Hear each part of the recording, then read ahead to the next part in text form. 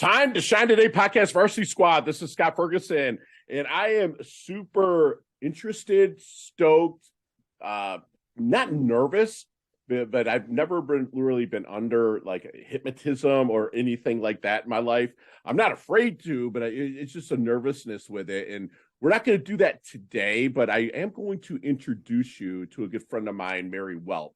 And she's with RISE Hypnotic Meditation. And you know, she is a CranioSacral and Hypnotherapist living in Louisville, Kentucky with her awesome husband, Jim. She's been in the private practice doing bodywork and hypnosis for over 20 years. She has worked with nonprofits involving returning soldiers from Iraq and Afghanistan, which is super close to my heart, as you all know that really know me out there in my squad, as well as served on the board of LinkUp, offering assistance to those who have dealt with clergy abuse and related trauma, which is another, let's say, issue that's kind of going on in this community, unfortunately.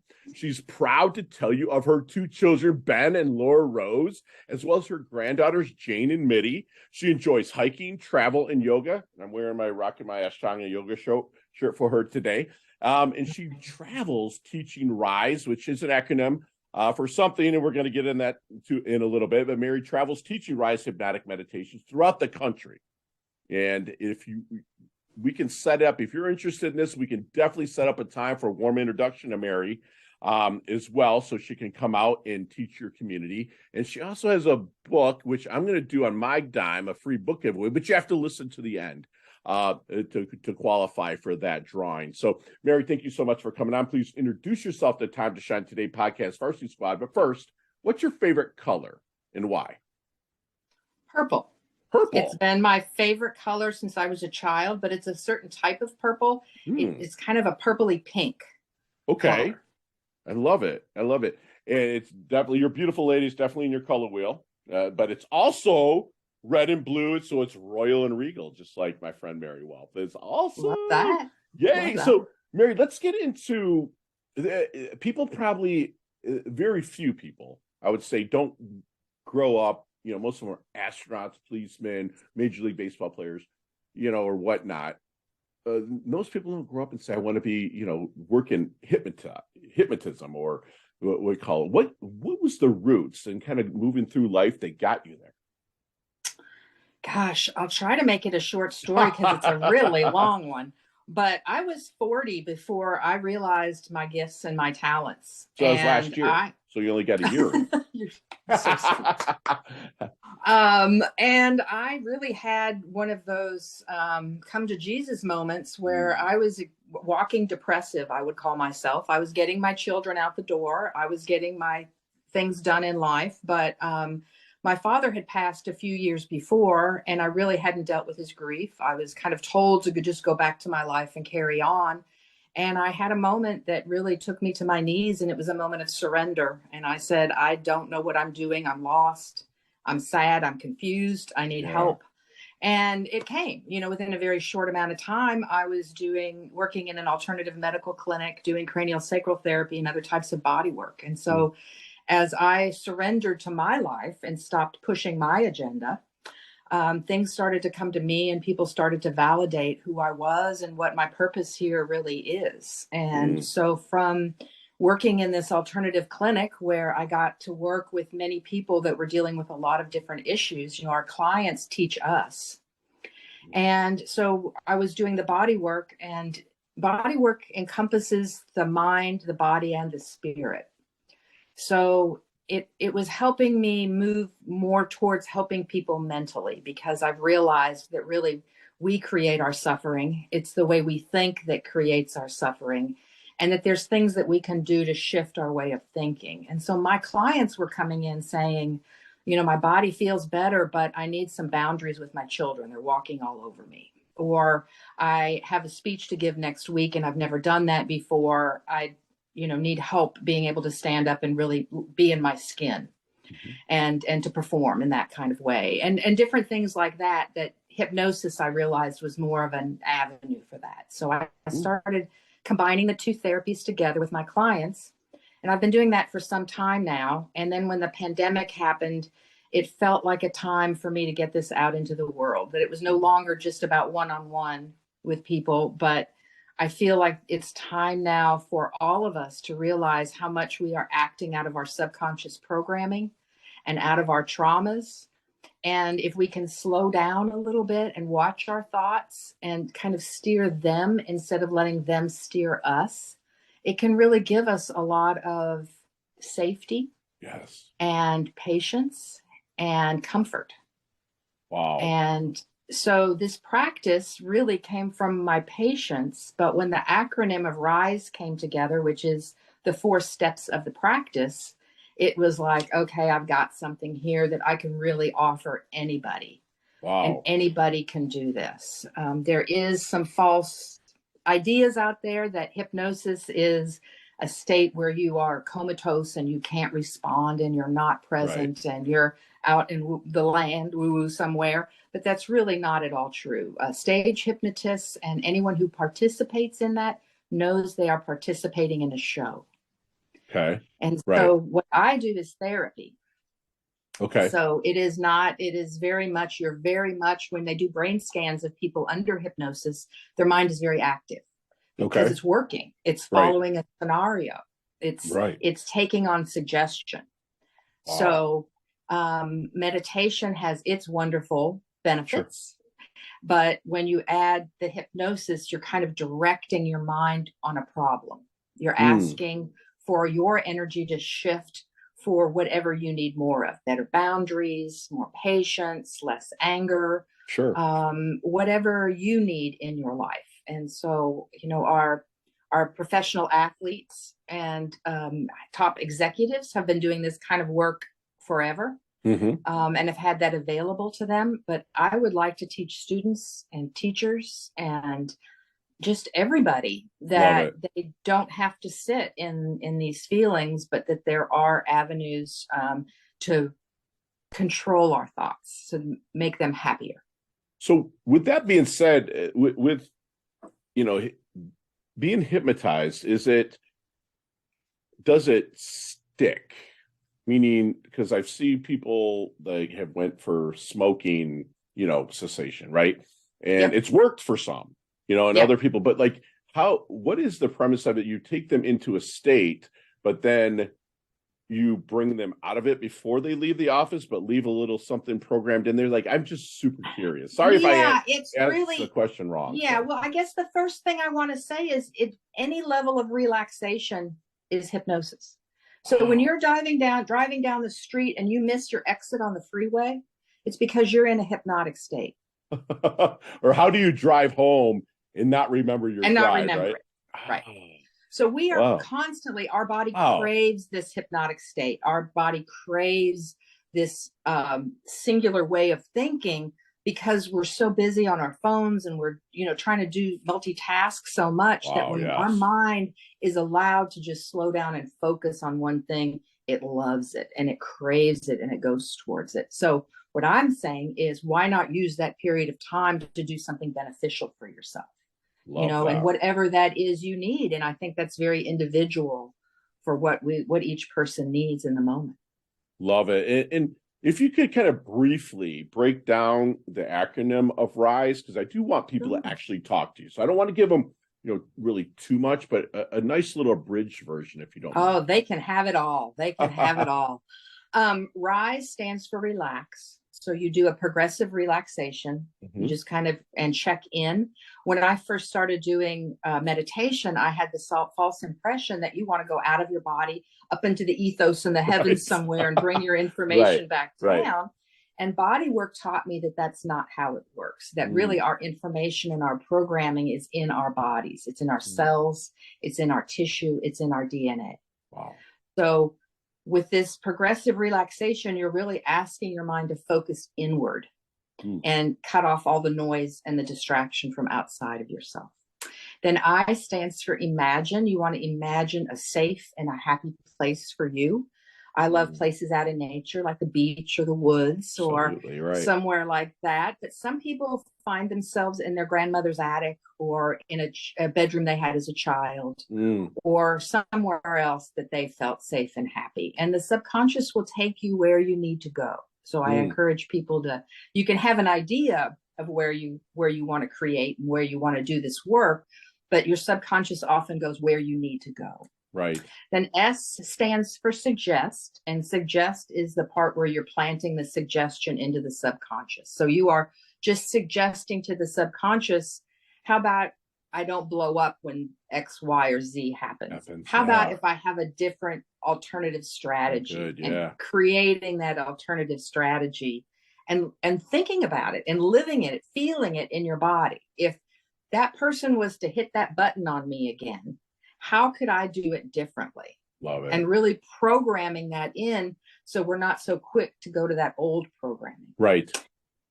And then E stands for empower, which when you shift something, you want to feel the power of what you've done and the work you've done. So Harvard and Columbia University have both done studies that when you stand in the superhero pose for 2 minutes or 120 seconds, absolutely, it changes you physiologically. You know, it lowers your cortisol, raises your testosterone. Yes. I love it. I stand that way. You know, I'm 6'1", I'm 260. I'm a big dude. I'm pretty well put together. When I go on stage, I actually use a trampoline on stage to get the crowd going, because I tell them, hey, this is what I do every morning. It cleans out the lymphatic system. This is it. But the best part about it is I'm setting the tone, because all their heads are going like this, right? Watching me do it. When she gets out there, then I hop right off and I hit that pose. And I actually hit that pose for almost 5 minutes before I even go out. Because you're so right. It opens it up. It allows that energy in. You're the first person on the show that's actually has brought that up. But thank you for doing that. And I have found the same. And when I teach the workshop, I have people stand up and I time them for 2 minutes. And, you know, when you feel it in your body, it becomes real. You don't ask anymore. It does. And if you stick to that, right, and just get it, it can actually start changing things, for lack of a better word, to where it sticks. I love it. I love it. So when you were working in the craniosacral, does it really go hand in hand, or do the people in the craniosacral go, what the heck are you doing? Just curious. Oh no, it's always with their permission, and it's with whatever they want to target. So they have to have something in mind that they want to shift. I'm not just doing it just to do it. It's purposeful.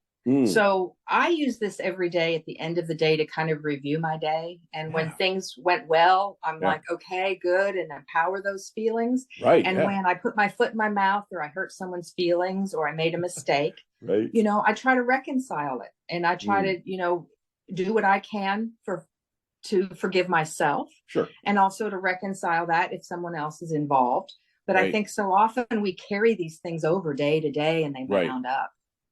So it's a tool for every day, but it's also, I've used it in a restaurant where I've gotten triggered before, overhearing a conversation behind me that I was ready to turn around and give them a piece of my mind, which it's not my place. It's not the right, you know, it's not my business. It's not. And so I went to the bathroom and I did my rise and kind of got myself regrounded again. And was like, okay, I can, you know, everybody's entitled to their own opinion and move on. Right. And I love that you're saying that, because you're so right. Like with Ashtanga yoga, I credit to really saving my life, in a sense, with regards to getting me more into a present moment. Not only did it alleviate my plantar fasciitis and all the neck problems I had through combat sports and military and stuff like that, but it really, just getting into a state, if you will, like you had talked about, that meditative state, where when I drive down the road now, because I practice 3 mornings a week, right? And when I drive down the road and someone cuts me off, it's been years, Mary, since I've had a, what the you doing, you know, or anything like that. You know, I'm a huge believer in that meditative state. I'm just like the guy that likes to sit down and hum, and I've been taught also that you don't have to do that. And I'm hearing that with RISE as well. Just curious, with your techniques, is there sound music, or is it just really your voice, or how does that work? Well, if you're doing it for yourself, and I'm teaching this as a self-help technique, so people take it on themselves and do it for themselves. I do encourage people at the beginning, when they're training their mind to do this, to use a piece of music and that's repetitive, because then your mind knows, okay, we're getting ready to do RISE. you know, or if you want to light a candle, or you want to lay in a certain position, set or the be in a stage, right? certain position. Right. So after you do it a couple of times in the same way, your body's like, okay, here we go. And then you can do it in the restaurant bathroom, or in your car, like you said, you know, anywhere you need to. Because you can get to the state very quickly. I can now drop down into that state very quickly, because I've practiced it so much. Do you work with people one-on-one, Mary? Yes. Okay, great. So when they come to you and you're starting to work with them, is there any like techniques, or I don't want to call it secret sauce, but do you bring them right into the RISE to find their blind spots, or is there stuff that you maybe explore with them before you put them into the RISE technique? Oh, definitely. We will talk about what their issues are and what they're facing, and then move from there. I also work with a lot of people that have medical problems, that we can take them back to a state when their body was working and functioning well, and bring that template forward. Wow. So there's a lot of different ways you can do this. But what I really like about it is the answers come from them. I'm not telling them their answers. I'm not telling them why their subconscious behaves this way. Their subconscious will bring that up for them, because our subconscious wants our healing. It wants things to change. It wants us to be more flexible and more happy. Wow. So it will take off whatever layer needs to come off next, if we can relax and just let those things come forward. Awesome. So, and you can do it with somebody like me. I'm happy to guide people, and I do a lot of guided meditations doing RISE, but you can also do it yourself, you know. And I think if you have this in your pocket, it's something you'll have for the rest of your life. That you can use now, or as you change and different obstacles and boundaries come up, you can use it then. Love it. And I love it that it can be a self-use technique as well. And so when someone's coming into maybe we're still in the discovery period with a prospect that is going to become a patient or a client, is there any good question that you wish they would ask you but never do? Wow, that's a great question. I guess this is kind of, I guess I'd ask, what if they would ask how simple it is? Because it's really very simple. Love it. And I people love it. try to make this complicated and try to make it scary. Right. And because they see all the people on that's stage done doing that. crazy You know, stuff. the movies have done it. Yeah. You know, so, but it's not that at all. It's really just getting in touch with your true feelings and your true programming. Wow. And some people are acting out of things that have happened a long time ago, or out of things that happened with their family. There's a funny story called the ham story. And a woman is making a ham one night, and she cuts the two ends of the ham up and wraps it in foil and puts it in the oven. And her husband says, well, why did you cut the two ends off of the ham and wrap it in foil and then put it in the oven? And she said, I don't know. That's just how my mother always did it. So she goes back to her mother and says, Mom, why do you cut the two ends off of the ham and wrap it in foil before you put it in the oven? And she said, I don't know. That's how my mother always did it. So she goes back to her grandmother and says, Granny, how come you cut the two ends off of the ham and wrap it in foil before you put it in the oven?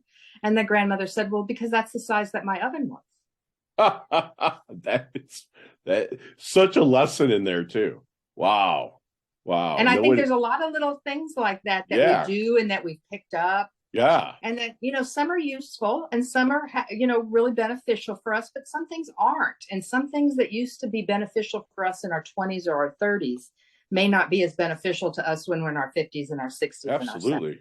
Right. So to be flexible and to change and be open to, okay, I'm ready to change this. I'm ready to shift this energy or this focus that I've had. Love that. So have you seen the movie Back to the Future? Yes. Okay, let's get in that DeLorean with Marty McFly. Let's go back to you kind of shared your age with me because I'm doing the math, okay? But not even going there. But let's go back to the 22, the double deuce, the 22-year-old Mary. Okay. What kind of knowledge nuggets might you drop on her? Not so much to change anything, because you've lived a pretty stellar life, okay? But maybe help her blast through, level up, or maybe shorten the learning curve of life a little bit. I would tell the 22-year-old Mary to stop pushing, Okay. to just relax and to let life unfold before her and let things progress as they're supposed to progress. Because when I was 22, I thought I knew it all.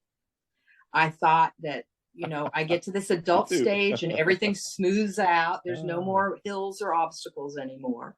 You know, I had all these false illusions about what being an adult was.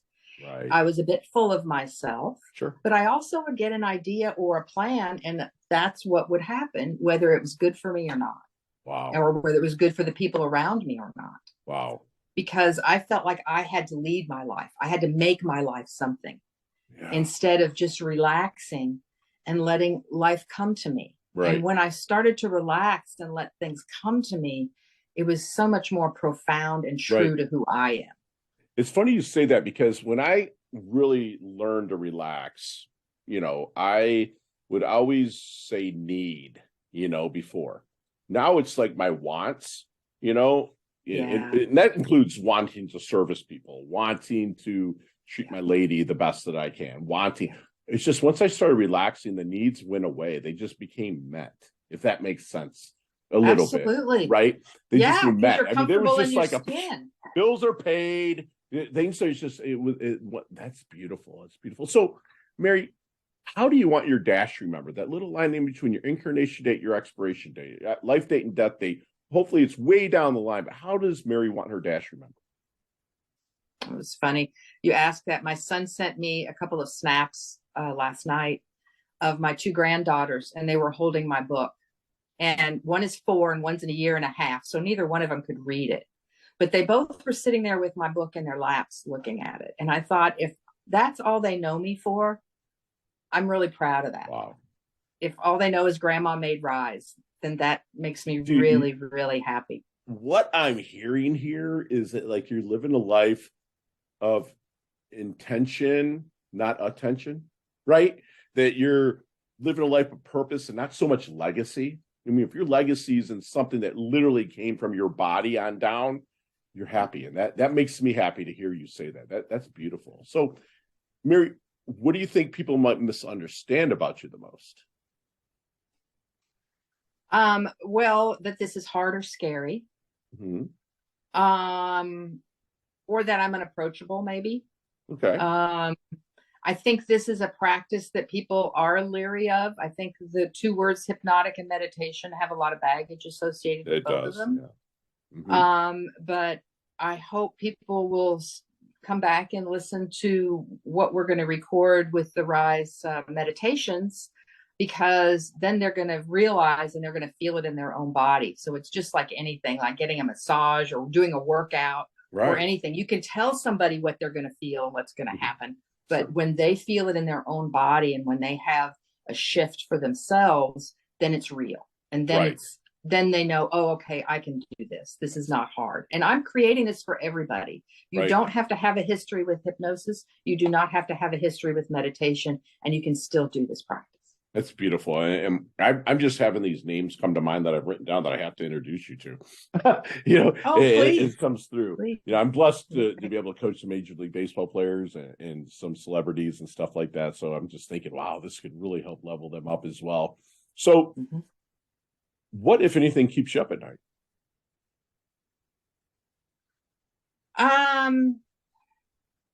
I guess probably worrying about my family sometimes. I hear you. Yeah. You know, I think it's just that love that you want them to be safe and secure and happy. And there's been a lot of flu and colds and COVID around.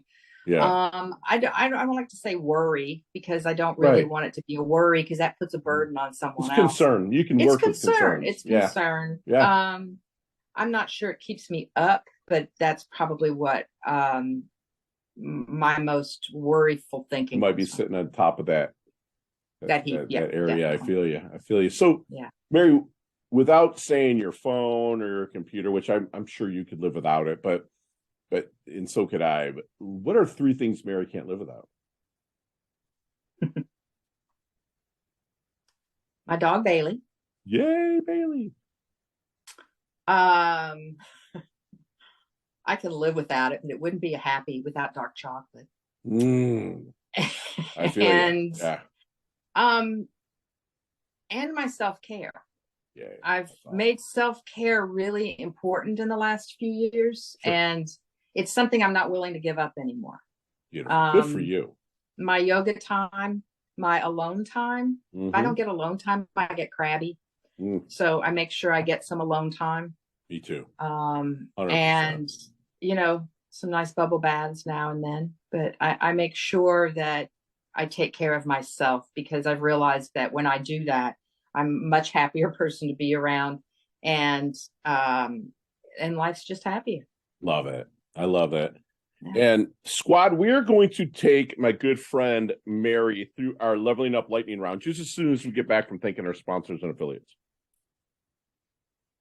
Time to shine today, podcast varsity squad. We are back, and Mary, I know that we're going to meet in the flesh one time, and we can have a nice, fun discussion, and probably maybe discuss some of these questions and take 10, 15, 20 minutes to talk on them. But on the leveling up lightning round, you got 5 seconds with no explanations. You ready to level up? And they can all be done that way, I promise. Okay. Ready? All right. Okay. Mary, what is the best leveling up advice you've ever received? Love yourself. Beautiful. Share one of your personal habits that contributes to your success. Yoga. Here we go. You are like brother and sister from different mistas. I'm telling you right now. So you see me walking down the street or into a room, you're like, Fergie, man, he looks like he's in his doldrums just a little bit. You know, other than Rise, your book, what book might you hand me to level me up? A book called from Carolyn Mace called Anatomy of the Spirit. Beautiful. And it talks about, Johnny, put that in the show notes, thanks. Okay, thank you. Awesome. What's your most commonly used emoji when you text? Exclamation point. Yay. Chess, checkers, or Monopoly? Checkers. Me too. We are like, oh my gosh. Nicknames growing up? Missy. Missy, love it. Go-to ice cream flavor? Mint chocolate chip. Awesome. There's a sandwich called the Missy Welp. Build that sandwich for me. Oh, it has a piece of roast beef, a piece of turkey, lettuce, tomato, and horseradish mayonnaise on a roll of some kind. Amazing. Sounds really good. Favorite charity and or organization you like to give your time or money to? Dare to Care. It's a local Dare to food Care. bank. Beautiful. Beautiful. Make sure that gets in show notes. Thank you. Awesome. And last question, you can elaborate on this one a little bit, Mary, but what's the best decade of music? 60s, 70s, 80s, or 90s? 70s. Yeah? Because I know all the words. They could write songs in the 70s, man. It's like my mom passed on about 3 years ago. And so even when I'm going through show notes or even writing my book or whatnot, I had the 70s on the back because it puts me into that state of just chill. And the artists back then wrote just magnificent songs. I don't care if it was the Eagles, or I don't care if it was Donna Summer or you know, Jim Croce. I mean, the lyrics mean something to me within that era. I'm an 80s baby. I'm 50 years old, so the 80s was kind of my jam, and so much happened. But the 70s and 80s are my two, right? So that's beautiful. So, Mary, how can we find you, my friend? The best place would probably be the website, which is RiseHypnoticMeditation.com. Okay. And on the website, there are testimonials and also videos. So there's a guided meditation for guilt, one for patience, a couple, I think, for peace, and also some explanations why RISE works, and a few other nuts and bolts pieces are on the website. Beautiful. I also have an Instagram account. It's also under RISE Hypnotic Meditation. Excellent. All of those will be in the show notes. But let's dig into RISE. You have a fantastic book. It was published, I believe, in early 2022. That's right. Last February. Okay. So let's dig into that, because I know you found a need through COVID with it as well. But let's dig into what can an abridged version, a really abridged version of what people can expect out of the book.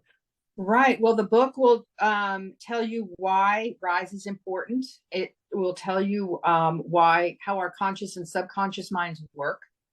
So why we react and act the way that we do. And it will explain the 4 steps and how to do them. And then in the back, there's 25 or 30 different suggested meditations. So there's RISE for anger, RISE for grief, RISE for stage fright, RISE for surgery, for self-esteem, for bad habits, for childbirth, for smoking, for health problems, and on and on and on. So they're meant to be springboards to give people ideas on how to create their perfect scenario to get them in the headspace they want to get into. Wow, and it's $20, and if you wanted to go the Kindle route, it's $8.